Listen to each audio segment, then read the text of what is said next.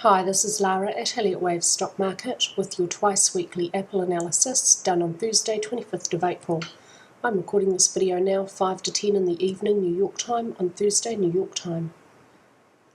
My daily chart is mostly the same. I have just the one wave count for Apple at the daily chart level, which sees it within a primary third wave to the downside.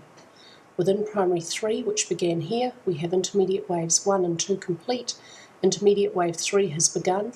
I have moved everything in here down 1 degree today. I've done that for two reasons. It fits better with the target of 294 for intermediate wave 3 to end. That's where it will just reach equality with intermediate wave 1. And if this was minor 1, 2, 3, 4 already, I'd be expecting an extended fifth wave, which is the less common extension. Usually it's the third wave which is extended.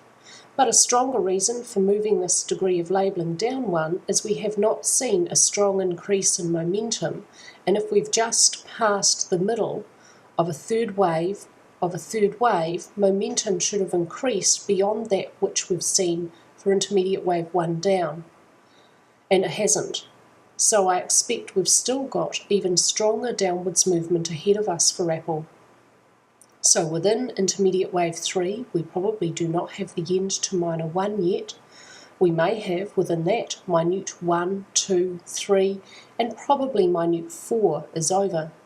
Minute 5 may have begun. I have a target for that on the hourly chart. Minute 4 may not move into minute 1 price territory. Movement above 426.40 would invalidate this part of the wave count. I have a second alternate to look at that possibility.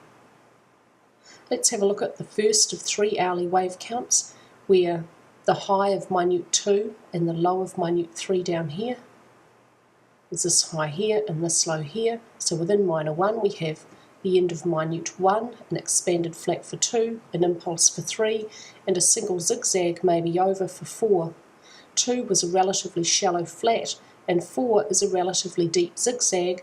They're nicely in proportion to each other in terms of duration, which is why this is my main hourly wave count. That's why I expect that the fourth wave correction is fairly likely to be over. So with perfect alternation and nice proportions, this may be where minute 5 has begun. It will reach equality with minute 1 at 375.5. It's pretty likely that we shall see a ratio between this fifth wave and either the first or third, because there is no Fibonacci ratio between minute waves 1 and 3, and we usually see at least one Fibonacci ratio for Apple between the 3 actionary waves of an impulse. Equality with 1 is the most common, so that's the highest probability target. If minute 4 is over here, then we can have a bit of confidence that that's the case if price moves below 397.54, and at 385, minuet wave 3 would reach 1.618, the length of minuet wave 1. If minuet 2 moves any higher, it can't move beyond the start of 1, above 415.25.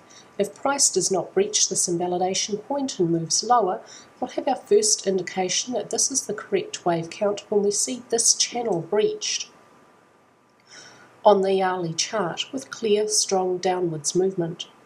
I've drawn this wider channel around minor wave 1 using Elliott's second technique, with the first trend line from the high of 2 to 4, a parallel copy placed on the low of 3. The fifth wave may end midway in that channel, or if it gets down there, it may find support at the lower edge. If this wave count remains valid, then keep drawing this channel on the hourly chart. It should continue to be useful. Alternatively, the first alternate is identical to this point here, and then I've just moved this labelling here down 1 degree. This first alternate looks at the possibility that minute 4 may not be over as a single zigzag and may be continuing further as a double zigzag. If it does move higher, I'd expect it to end just a bit above the 0.618 Fibonacci ratio of minute wave 3 down, so to move just a bit above 417.79. I'm considering this alternate because when I look at the subdivisions on the 5 and the 1 minute chart for this piece of movement, this downwards movement here does actually subdivide best as a 3-wave structure, and this upwards movement here subdivides best as a 5-wave structure.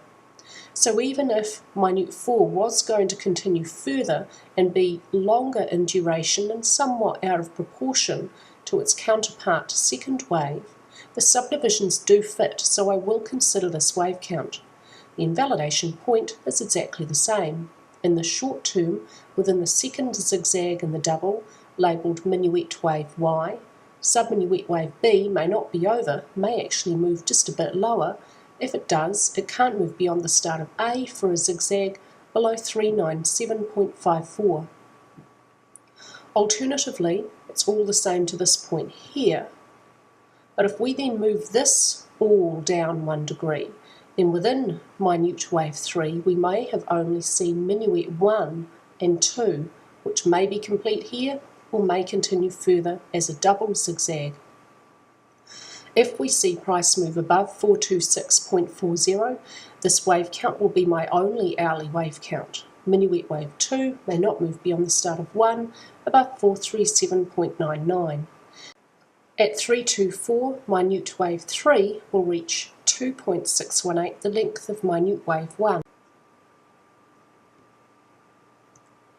So the situation just a bit unclear for Apple. What I'm expecting is most likely is we've just had the end of a 4th wave correction and we're going to see more downwards movement for a 5th wave to end minor wave 1.